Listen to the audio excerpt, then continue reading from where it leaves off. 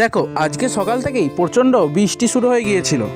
আজকে ছিল আমাদের এখানকার জামালপুরের বাবুরাজতলার কামানের শেষ দিন। আজকে সকাল সকালই আমার একটা ফ্লিপকার্ট থেকে পার্সেল চলে আসে।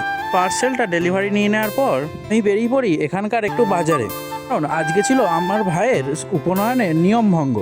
এবার অনেকেই জিজ্ঞেস করবে এই নিয়মভঙ্গ মানে কি। আমাদের ব্রাহ্মণদের উপনয়নের পর 1 বছর কোনো রকম কোনো আমিষ খাবার খাওয়া যায় না, কোনো বাইরের ভোজও খাওয়া যায় না। পুরো একটা নিয়মের মধ্যে থাকতে হয়। এই 1 বছর খেতে বসে কোনো রকম কোনো কথাও বলা যায় না। এই নিয়মটা ব্রাহ্মণদের উপনয়নের পর 1 বছর ধরে মানতে হয়। এই 1 বছর হয়ে যাওয়ার পর করতে হয় নিয়মভঙ্গ। নিয়মভঙ্গের জন্য বেশ কিছু বাজার আমি করে নিই। এরপর সন্ধ্যে হতেই আমি এটিএম থেকে কিছু টাকা তুলে চলে আসি বাড়ি।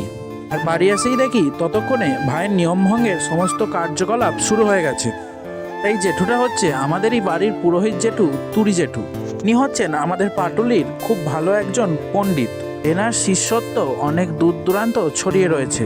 পর একে একে সবাই খেয়ে নেওয়ার পর আমিও বসে পড়ি খেতে। দেখো, খেতে খেতে অনেকটাই রাত হয়ে গিয়েছিল, সেই জন্য আমি শুধু মটন আর ভাতই খাই। বেশ, আজ আসি, আবারও দেখা হচ্ছে কাল।